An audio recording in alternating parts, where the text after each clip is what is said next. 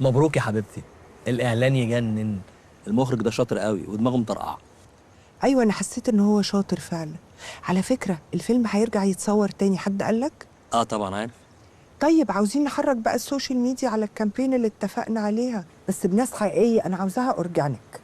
سيبي لي نفسك، انا هعمل لك حمله، شويه مشاهد ليكي وزيها بالظبط لجليله. نقاوه طبعا. طب وليه ندخلها في الموضوع ونقسم الناس بيني وبينها؟ ما تركز معايا انا. يا حبيبتي معلش، مين هيتفرج لريلز فيديوهات قديمه ليكي؟ الموضوع ده لازم يبقى سبايسي، ده فيه مقارنات، والمشاهد طبعا هتبقى في صالحك مليون في المية. أنا اللي منقيها. ماشي، اعمل اللي انت شايفه، اكيد انت ادرى. عيب عليك، شفتي أنا عملت إيه في أحمد وهبة؟ انا مش مصدقه ان الحمله اللي احنا عملناها دي اثرت فيه للدرجه دي. أنت مش متخيلة، ده كان نازل بالمرحلة جديدة في المشروع بتاعه، ما عندوش ولا شيك حجز حتى في المراحل القديمة. العملاء واقفين هناك عاملين فضايح، عايزين يسحبوا فلوسهم ويرجعوا الوحدات.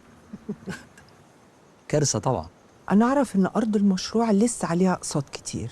اه طبعا، طالما مفيش بيع يبقى الاقساط مش هتتسدد، ولو ما دفعش الاقساط الارض هتتسحب منه. يلا، مبروك عليه. بس في حد كمان انا لسه ما خدتش حقي منه. منى، تعجبني وانت فاهمني. انا لحد دلوقتي ولا عاقبتها ولا حتى واجهتها. انت ازاي لحد دلوقتي ما واجهتهاش؟ مش كنت بعتبرها اختي؟ ساعتها كان صعب عليا ان انا اواجهها. عارف لما الخيانه تيجي من حد قريب ليك تبقى صعبه قوي، بتجرح. بس ده مش معناه ان انا هسيب حقي.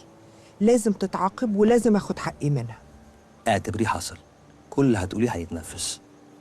بس عندي سؤال، لو جبت لك حقك من منى وعقابها رضاكي، اعتبر ده جزء من مارك؟ راجل، انا ما بحبش موضوع المقايضه ده.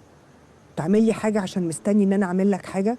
انت المفروض ان انت طول الوقت عاوز ترضيني، ما تخلينيش اقلق منك. عندك حق، يعني جايز الحماسه هي اللي خدتني ان انا نفسي انك توافقي وبس. بس خلاص، سيبي لي موضوع منى ده تماما، وحقك هيجي. هتك عليها تكه وهقرص ودنها كده قرصه حلوه بسيطه قوي. انت ازاي كنت ناسي الموضوع ده؟